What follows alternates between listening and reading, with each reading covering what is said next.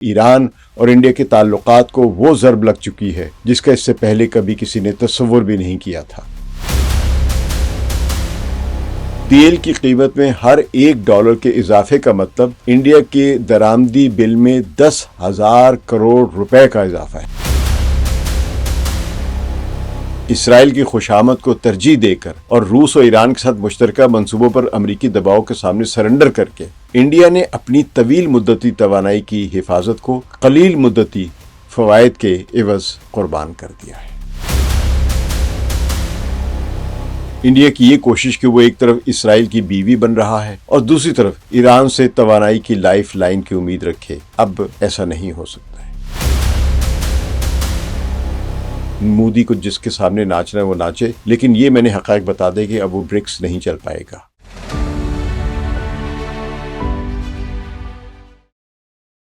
ثقلین امام کا سلام قبول کیجیے۔ انڈیا اور ایران کے درمیان مارچ 2026 کے وسط تک جو صورتحال پیدا ہو چکی ہے وہ محض آئل اینڈ گیس کے شپس کو آبرائے ہرمز سے گزرنے کی اجازت دینے سے انکار کا کوئی سادہ سا معاملہ نہیں ہے، بلکہ ایک ہولناک فزیکل اور جیو پولیٹیکل بلاکیڈ یعنی ناکہ بندی ہے جو امریکہ اور اسرائیل کی ایران کے خلاف حالیہ جنگ کا نتیجہ ہے۔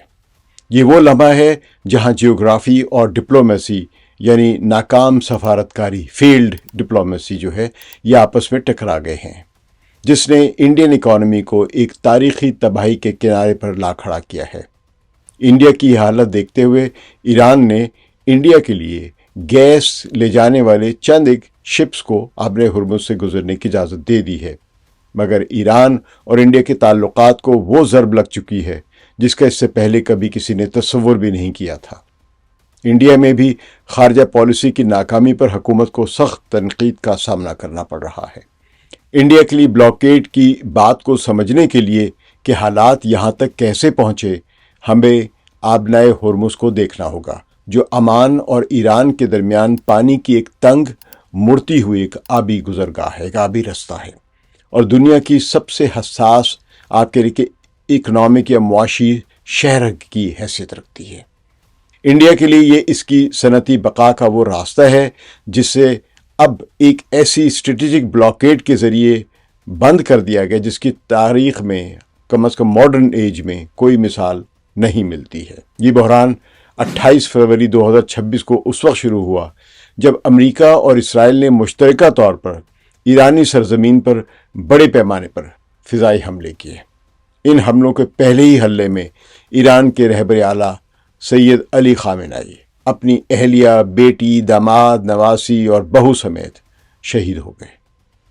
اس کے فوری بعد جو رد عمل آیا ہے وہ ایرانی پاسداران انقلاب کا تھا، جو کہ ایران کی فوج کا ایک نظریاتی ونگ ہے۔ پاسداران نے آبنائے ہرمز پر ایک اسٹریٹجک بلاکیڈ نافذ کر دی، ایک اسٹریٹجک ناکہ بندی نافذ کر دی۔ ان کا اعلان سادہ اور خوفناک تھا کہ حملہ آوروں کی حمایت کرنے والوں کے لیے یہاں سے تیل کا 1 لیٹر بھی نہیں گزرنے دیا جائے گا، اور جو خطے میں امریکہ کے ملٹری بیسز ہیں، جس ملک میں بھی ہیں، جہاں جہاں بھی ہیں، ان پر پاسداران یا ایرانی فوج جو ہے اب وہ حملے کرے گی، اور وہ میزائل اور ڈرون سے حملے کر رہے ہیں اور آدھے سے زیادہ تباہ ہو چکے ہوئے ہیں۔ جب پوری دنیا اس جنگ کے تباہ کن معاشی اور مالی نتائج دیکھ رہی ہے،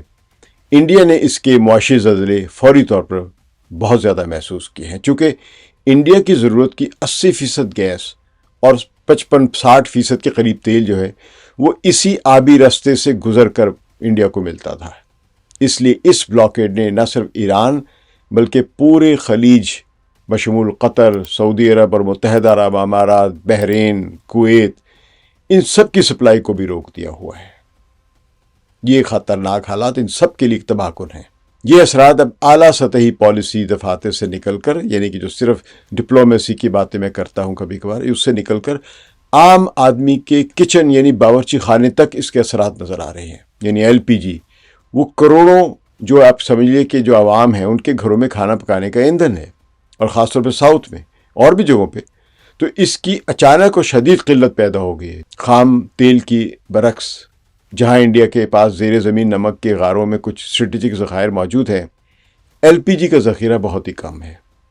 جو بمشکل 2 ہفتوں کے لیے کافی ہے۔ انڈین حکومت لازمی اشیاء کا جو قانون ہے اسینشل کموڈیٹیز ایکٹ جو ہے اس کے تحت ہنگامی اختیارات استعمال کر رہی ہے تاکہ غریب اور متوسط طبقے کے لیے گیس سلنڈروں کی ترجیح کی بنیاد پر سپلائی ہو سکے، لیکن کمرشل سپلائی مکمل طور پر کریٹر یعنی تباہ ہو چکی ہوئی ہے۔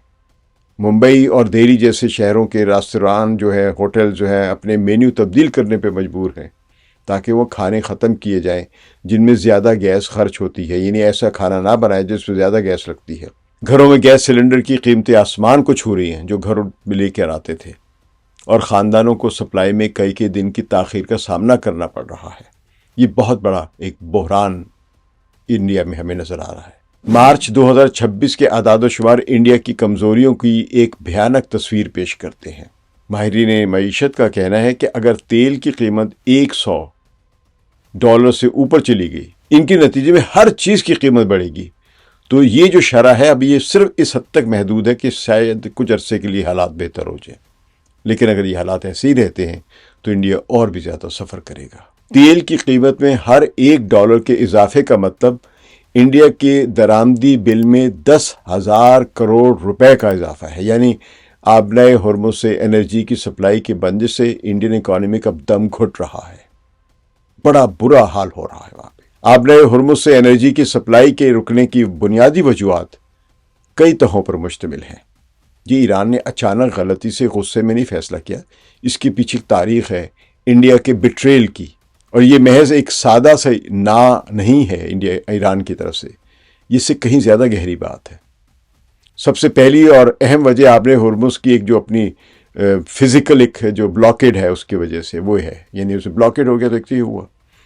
امریکہ اور اسرائیل کے حملوں کے بعد، یعنی جو 28 فروری کو ہوئے ہیں،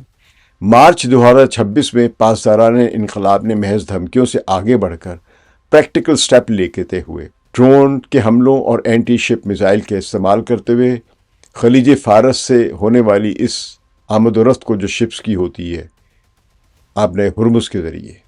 اس کو بند کر دیا۔ تو انڈیا جیسی قوم کے لیے جو اپنی ضرورت کا تقریباً سمجھے 85% خام تیل جو ہے وہ درآمد کرتی ہے، اور ان میں سے 50 سے 60% جو خلیج کے ممالک سے آتا ہے، یعنی آبلۂ ہرمز سے گزر کے آتا ہے، یہ محض کوئی پالیسی بحث نہیں بلکہ سپلائی چین کے لیے ایک ہارٹ اٹیک ہے، یعنی ہارٹ اٹیک ہو گیا اس پوری اکانومی کو۔ انڈین نیوی اگر اپنا پورا طاقت و زور بھی لگا لے اور تمام صلاحیتوں کو بھی استعمال کر لے، وہ ہر اس تجارتی بحری راستے کی حفاظت نہیں کر سکتی جو ایرانی ساحل سے داغے جانے والے میزائلوں کی زد میں ہوگا۔ اور جب انڈین نیوی اگر اپنے شپس کو لانے کی زبردستی کوشش کرے گی تو ان کی نیوی بھی نیول شپس جو ہیں وہ محفوظ نہیں رہیں گے۔ دوسری بڑی وجہ یہ ہے کہ امریکہ نے اپنی معاشی جنگ تیز کر دی ہے۔ واشنگٹن نے نہ صرف ایرانی پیٹرولیم کی فروخت پر پابندیاں سخت کی ہوئی ہیں، آپ کو معلوم ہے، بلکہ ایران کے ساتھ لین دین کرنے والی کسی بھی ملک پر 25% ایک ریسیپروکل ٹیرف،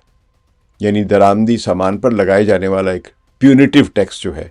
وہ عائد کرنے کی دھمکی دی ہے۔ پیونیٹیو ٹیکس سے مراد جو سزا کے طور پہ ٹیکس دیا جاتا ہے۔ اس نے نئی دہلی کو ایک ایسے صفاتی شکنجے میں جکڑ دیا ہے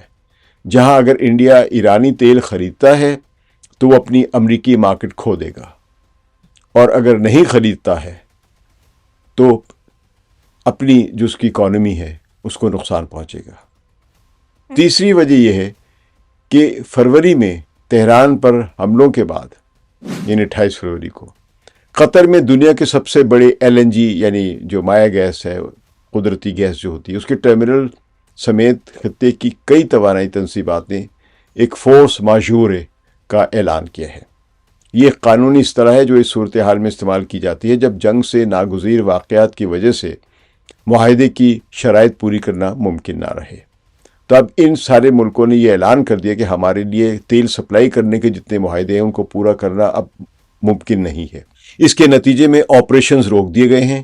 اور انڈین معاہدے محض اب کاغذ کے ٹکڑے بن کر رہ گئے ہوئے ہیں۔ اس طویل مدتی کشیدگی کو بھی تسلیم کرنا ہوگا جس نے آبلۂ ہرمز سے آئل اینڈ گیس کی سپلائی سے اس انکار کی راہ ہموار کی۔ ایک تاریخ ہے نا اس کی، خاص طور پر انڈیا کے جو ایک بٹریل کی تاریخ ہے ایران کے ساتھ، اس پر ہم تھوڑی سی نظر ڈالتے ہیں۔ فرزاد بی گیس فیلڈ جو کہ انڈیا کی سرکاری کمپنی ONGC ودیش نے دریافت کیا تھا، اب ایک ویسٹڈ اپرچونٹی کی علامت بن چکا ہوا ہے. یعنی انڈیا کی اس کمپنی نے واقعی بڑا کام کیا تھا، لیکن برسوں تک انڈیا جو ہے وہ امریکہ کی جو محکمہ خارجہ کو ناراض نہ کرنے کے خوف سے اور ان کی پابندیوں کے خوف سے اس منصوبے میں ٹال مٹول کرتا رہا، جس کے نتیجے میں ایران نے انڈین کمپنیوں کو نظر انداز کر کے یہ کانٹریکٹ اپنی مقامی کمپنیوں یہ روسی پارٹنرز کو دے دیا ہے. تہران کا موجودہ رویہ ایک واضح پیغام ہے کہ انڈیا کے لیے خصوصی مراعات کا دور اب ختم ہو چکا ہے اور اس کی جگہ ایک سرد اور تلخ دیوار نے لے لی ہے. لڑائی نہیں ان کی دشمنی، لیکن اب ایران ایک جس طرح لین دین کے معاملے میں اتنی ہوگی بات تو اتنے تم کو یہ ملے گا، تو اب وہ جو ایک نرمی تھی، ایک مراعات جو ملتی تھی انڈیا کو، وہ اب نہیں مل رہی ہے. اس تباہ کن صورتحال کی ایک بڑی وجہ وہ ہے جسے اب انڈیا کی اسرائیل پالیسی کا بلنڈر کہا جا رہا ہے. پچھلے ایک عشرے کے دوران نئی دہلی نے تل ابیب کے ساتھ غیر معمولی قربت اختیار کی اور اپنی نان الائنمنٹ یعنی آپ کہہ لیں کہ جو غیر جانبداری کی جو تاریخی پالیسی کو چھوڑ کر اسرائیل کے ساتھ خصوصی اسٹریٹجک شراکت داری یا پارٹنرشپ قائم کر لی. انڈیا اسرائیل کے ملٹری ہارڈ ویئرز یعنی فوجی سامان کا سب سے بڑا خریدار بن چکا ہوا ہے، جہاں وہ ہیرن ڈرون اور براک میزائل سسٹم مجموعی طور پہ جو انڈیا امپورٹ کر رہا ہے وہ اسرائیل سے 42% کے قریب وہ خرید رہا ہے. اس اقدام نے تہران کو یہ پیغام دیا کہ انڈیا اب گلوبل ساؤتھ یعنی ترقی پذیر ممالک کا غیر جانبدار ساتھی نہیں رہا ہے. اب انڈیا وہ نہرو والا یا پچھلے حکمرانوں جیسا ایک غیر جانبدار تحریک کا ایک لیڈر یا بڑا اصول پسند یا سچ بولنے والا یا ساؤتھ کے ممالک کی مدد کرنے والا یا ان کے ساتھ کھڑا ہونے والا بھی یہ انڈیا نہیں رہا ہے، بلکہ اب یہ انڈیا وہ ہے جو امریکہ اور اسرائیل کے فوجی اتحاد کا خاموش حصہ بن چکا ہوا ہے. انڈیا برکس کا بھی رکن ہے جو کہ گلوبل ساؤتھ کی نمائندگی کرتی ہے، جو امریکہ کی ہیجمنی کو روکنا یا کم کرنا چاہتی ہے، ملٹی پولر ورلڈ کریٹ کرنا چاہتی ہے. اور انڈیا ساتھ ساتھ کوآڈ کا بھی حصہ ہے، امریکہ کا ایک ایسا خاص حصہ جو اپنے ہی گلوبل ساؤتھ کو امریکہ کے ساتھ مل کے تباہ کرنا چاہتا ہے. تو جب تہران پر حملے ہوئے تو انڈیا کی خاموشی کو تہران میں مجرمانہ خاموشی کے طور پہ دیکھا گیا. انڈیا نے امریکہ اور اسرائیل کے حملوں کی مذمت نہیں کی. اس دوران جب انڈیا کے قریب اور انڈین اوشین میں ایرانی نیول شپ کو امریکی سب میرین نے تارپیڈو مار کر ڈبو دیا اور 100 سے زیادہ ایرانی سیلر اور آفیسرز ڈوب کر شہید ہو گئے، تو انڈیا نے امریکہ کے اس حملے کی مذمت بھی نہیں کی، ایک رسمی سا بیان دیا. حالانکہ ایرانی نیول شپ جو تھا وہ انڈیا کی ایک دوستانہ بحری مشقوں میں شرکت کرنے آیا ہوا تھا. وہاں پہ جنگ لڑنے نہیں آیا تھا، وہاں تو پریڈ میں حصہ لینے آیا تھا جو انڈیا کی ہوتی ہیں، تو وہ وہاں سے شرکت کر کے واپس آ رہا تھا. اور انڈیا کا بڑا دعویٰ ہے کہ بحر ہند میں ہمارے ایک وہ اصول یا ہمارے اثر رہے گا یہاں پہ، لیکن اسی انڈیا کے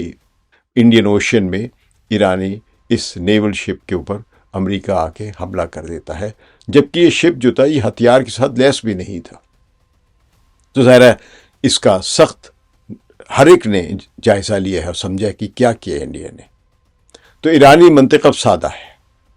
اگر انڈیا وہ سرمایہ فراہم کرتا ہے جو اسرائیلی دفاعی صنعت کو چلاتا ہے اور امریکہ کی مدد کر رہا ہے، تو انڈیا بھی اس جنگ میں برابر کا شریک ہے. اسی وجہ سے سلیکٹیو بلاکیڈ کی گئی ہے، یعنی کچھ جہاز آ سکتے ہیں کسی ملک کے اور کچھ ملکوں کے جہاز نہیں آ سکتے. وہ ایران نے بتا دیا ان کے پاسداران نے کہ جو بھی ملک انڈیا ہو یا کوئی بھی ہو، اگر وہ امریکہ اور اسرائیل کی ساتھ شامل ہیں، ان کے لیے یہ استعمال ہوگا تیل، تو ان کے تیل یہاں سے نہیں گزر سکے گا. اسی لیے پاکستان، چین، بنگلہ دیش وغیرہ کا تیل یہاں سے گزر رہا ہے. ایک لحاظ سے اگر میں کہوں تو اب انڈیا کی جو معیشت ہے اس کو اسرائیل کے ساتھ نریندر مودی کے جو قریبی کے جو تعلقات بنائے ہیں انہوں نے، اس کے نتائج بھگتنے پڑ رہے ہیں. اب معاملہ محض آبنائے ہرمز کے بلاکیڈ کا نہیں رہا. انڈیا کی اسرائیل الائنڈ اور امریکہ سرنڈر جو موجودہ خارجہ پالیسی خطے میں مزید تبدیلیاں لا رہی ہے. ظاہر ہے سب ملک دیکھ رہے ہیں. برکس کی اثر نو تعریف یا اس کا اتحاد کا خاتمہ بھی نظر آ رہا ہے. یہ میں دیکھ رہا ہوں کہ جس طرح انڈیا نے برکس کے ساتھ ایک بٹرے کر رہا ہے، برکس کے رکن ممالک کے ساتھ کھڑا ہونے کے بجائے وہ جس طرح کوارڈ میں یا امریکہ کے ساتھ یا اسرائیل کے ساتھ چلا گیا ہوا ہے، تو اس میں یا تو برکس ری ڈیفائن ہوگا، اس کی نئے سرے سے ایک تعریف ہوگی، یا ہو سکتا ہے برکس کا خاتمہ ہو جائے اور کوئی نئی تنظیم اس کی جگہ لے، یعنی گلوبل ساؤتھ کے لیے کوئی نئی تنظیم بنے، برکس کا خاتمہ ہو جائے، جو انڈیا کا رویہ ہے اس کی وجہ سے، کیونکہ انڈیا برکس کا ایک لازمی حصہ ہے،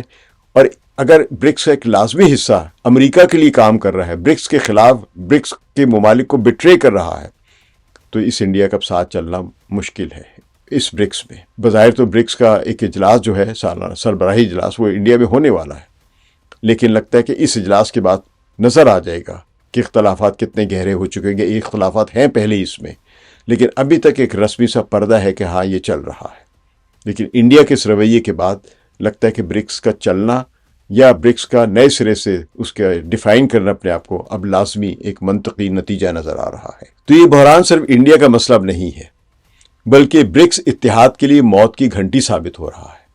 برازیل، روس، بھارت، چین اور جنوبی افریقہ پر مشتمل یہ بلاک مغربی استعماری تسلط کے خلاف ایک متحد محاذ کے طور پر بنایا گیا تھا،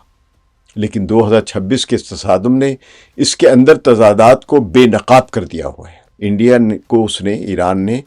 ایک امریکی ایجنٹ یا اسرائیلی ایجنٹ یا ان کا اتحادی کے طور پہ دیکھا ہے، تو اب اخلاقی طور پہ اب انڈیا کو خود ہی چاہیے کہ وہ برکس سے باہر نکل جائے۔ مگر اب ایک نیا اور سخت گیر محور ابھر کر سامنے آیا ہے۔ چین، روس اور ایران،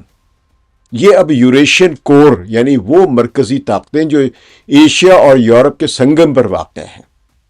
جب انڈیا کا آبرۂ ہرمز پہ بلاکیڈ ہو رہا ہے تو چینی بحری جہازوں کو محفوظ رستہ مل رہا ہے۔ کیوں؟ کیونکہ بیجنگ نے تہران کے ساتھ $400 ارب کا 25 سالہ معاہدہ کر رکھا ہے، جو انفراسٹرکچر کے بدلے توانائی کی ضمانت دیتا ہے۔ چین اس وقت اس جنگ میں غیر مرئی طور پر ایران کی مدد کر رہا ہے، اور سب دنیا نظر آ رہی ہے، کیونکہ اس جنگ میں ایران کے پاس جو الیکٹرانک وارفیئر کے جو ایکوپمنٹس ہیں، جو ٹیکنالوجی ہے، وہ چین یا روس کی طرف سے یا شمالی کوریا کی طرف سے خفیہ طریقے سے مل رہی ہے۔ روس جو روایتی طور پر انڈیا کا دوست رہا ہے، اب امریکی جارحیت کے سامنے خود کو ایران کی فوجی ضروریات کے ساتھ ہم آہنگ پاتا ہے۔ جب امریکہ نے انڈیا پر روس سے تیل خریدنے پر دباؤ ڈالا کہ مت خریدو، انڈیا نے روس سے ڈسکاؤنٹڈ ریٹس پر جو ارزاں تیل لے رہا تھا وہ بند کر دیا، یعنی اپنے ہی پاؤں پہ کلہاڑی ماری۔ اب جب امریکہ کہہ رہا ہے کہ تیل کی کمی ہو رہی تو تم تیل لے سکتے ہو روس سے، تو انڈیا دوبارہ بھاگا روس کے پاس گیا، لیکن روس نے کہا اب آپ کو ڈسکاؤنٹڈ ریٹس پہ یہ آئل نہیں ملے گا، یہ اب آپ کو پرائس جو ہے وہ مارکیٹ پرائس پہ ملے گی، آئیں خریدیں لیکن آپ کو اب مارکیٹ پرائس پہ دینا پڑے گا۔ تو پہلے اگر انڈیا $59-60 دیتا تھا، تب اس کو $90+ یا $100 یا $110 بھی ہو سکتے ہیں وہ دینا پڑیں گے۔ تو اندازہ لگا لیے کہ انڈیا کو کتنا شدید نقصان ہونے جا رہا ہے، ہو رہا ہے بلکہ۔ تو اس صورتحال نے برکس کو ایک ایسے گروہ میں تبدیل کر دیا جس سے انڈیا عملاً باہر ہو چکا ہوا ہے۔ برکس کا مطلب یعنی جو اس میں ایس جو ساؤتھ افریقہ کے لیے لکھا جاتا تھا، برکس کے ایس جو ہے وہ اب ایس ساؤتھ افریقہ نہیں رہا، بلکہ اب بہت سے لوگوں کی نظر میں اس کا مطلب سپلنٹرڈ یعنی ٹکڑا ہو جانے والا اتحاد بن گیا ہوا ہے۔ برکس کے علاوہ جو تہران کا اپنا تجربہ ہے انڈیا کے ساتھ، وہ بھی تہران کے موجودہ سخت رویے کی ایک تاریخ سے جڑا ہوا ہے، جسے وہ امریکی دباؤ کے تحت انڈیا کی طرف سے دھوکہ دہی قرار دیتا ہے کہ انڈیا امریکہ کا بہانہ بنا کر یا امریکہ کو ناراض کرنے کے ایک اصول کے تحت کہ وہ دنیا میں اس نے پابندیاں لگائی ہوئی ہیں، تو انڈیا ایران میں اپنی انویسٹمنٹ سے کام روک دے گا۔ تو اس وجہ سے انڈیا کی طرف سے ایک دھوکہ دہی قرار دیتے ہیں ایرانی کہ اس نے دھوکہ بٹرے کیا ہے۔ پچھلے 20 سالوں میں جب بھی انڈیا کو علاقائی توانائی کے استحکام اور امریکی خوشنودی میں کسی ایک کا انتخاب کرنا پڑا تو انڈیا نے امریکہ کو چنا۔ تو آپ یہ دیکھ لیں کہ Iran Pakistan India gas pipeline ایک اس کی مثال ہے،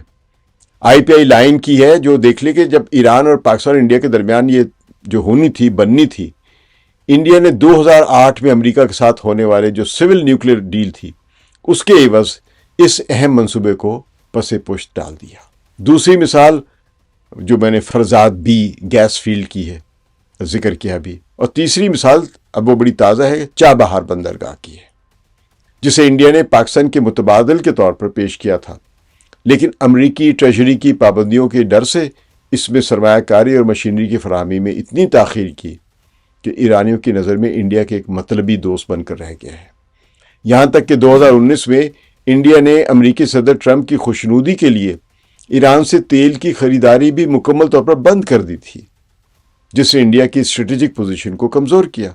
یعنی اپنے ہی رستے بند کر رہا ہے۔ جو اسٹریٹجک اٹانومی کا وہ دعویٰ کرتا رہا ہے وہ تو خاک میں مل چکا ہوا ہے۔ گجرات اور مہاراشٹر جیسے انڈسٹریل سیکٹرز میں فیکٹریاں بند ہو رہی ہیں۔ اس کے علاوہ آبِ ہرمز کی بندش نے بین الاقوامی جو شمال جنوب ٹرانسپورٹ کوریڈور جو تھا اس کو بھی غیر فعال یا مفلوج کر دیا ہوا ہے۔ تو یہ وہ راستہ تھا جس کے ذریعے انڈیا نے ایران کے ذریعے روس اور سینٹرل ایشیا تک پہنچنا تھا۔ آج یہ اربوں ڈالر کی سرمایہ کاری ایران کے صحراؤں میں رل رہی ہے۔ تو روس، ایران اور چین اب یوریشین لاجسٹکس پر اپنی اجارہ داری قائم کر رہے ہیں اور ایسی ایک بڑی سطح کی اکانومی بنا رہے ہیں جہاں تیل، معدنیات اور تیار شدہ سامان زمینی راستوں سے گزرے گا، جہاں امریکی نیوی کا کوئی اثر نہیں ہوگا۔ مغرب اور اسرائیل کے ساتھ اپنی ایک پارٹنرشپ، اسٹریٹجک پارٹنرشپ پر اصرار کر کے انڈیا نے خود کو اس نئی حقیقت سے یعنی برک سے باہر کر لیا ہوا ہے عملی طور پہ۔ لیکن مجھے پتہ ہے کہ نریندر مودی کو تقریریں کرنے، بھاشن دینے اور صدارت کرنے کا بہت شوق ہے، تو ابھی بھی برکس کا اجلاس بلائیں گے جس میں اپنی شبہ اپنے بھاشن ضرور دیں گے، لیکن اب یہ برکس ٹوٹتا ہوا بڑا واضح طور پہ نظر آ رہا ہے۔ 2026 کا یہ بحران ایک واضح سبق سکھا رہا ہے کہ آپ اپنی برسوں کی آزمودہ نان الائنمنٹ والی پالیسی سے شہرت اور عزت پانے کے بعد ایران کے دشمن کے اسٹریٹجک پارٹنر بن کر دنیا کے سب سے خطرناک آبی راستے پر اب دوستانہ رعایت کی توقع نہیں کر سکتے ہیں۔ انڈین شہروں میں ٹمٹماتی روشنیاں جو بلب جلتے ہیں، اسٹریٹ لائٹس ہیں، گھروں کی روشنیاں، چولہے جو جلتے ہیں، جو اس جوئے میں لگے ہوئے تھے جو نریندر مودی ہار گیا ہے۔ انڈیا کی یہ کوشش کہ وہ ایک طرف اسرائیل کی بیوی بن رہا ہے اور دوسری طرف ایران سے توانائی کی لائف لائن کی امید رکھے، اب ایسا نہیں ہو سکتا ہے۔ اسرائیل کی خوشامد کو ترجیح دے کر اور روس اور ایران کے ساتھ مشترکہ منصوبوں پر امریکی دباؤ کے سامنے سرنڈر کر کے انڈیا نے اپنی طویل مدتی توانائی کی حفاظت کو قلیل مدتی فوائد کے عوض قربان کر دیا ہے۔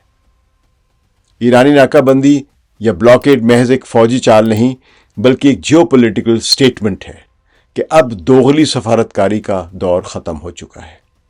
اگر انڈیا نے فوری طور پر اپنی سفارتکاری میں بڑی تبدیلی نہ کی اور حقیقی اسٹریٹجک اٹانومی کی طرف نہ لوٹا تو انڈین معیشت آبِ ہرمز کے ان تنگ اور بند پانیوں میں یرغمال بنی رہے گی۔ بلاکیڈ اٹھ جائے گا، تھوڑے سے جہاز بھی آ جائیں گے انڈیا کے لیے، لیکن اب یہ اسٹریٹجک ایک بہت بڑا پیراڈائم شفٹ آ چکا ہوا ہے۔ انڈیا کی ڈی ہائیفینیٹڈ سفارتکاری یعنی اسرائیل اور ایران کو الگ الگ ڈیل کرنے کی پالیسی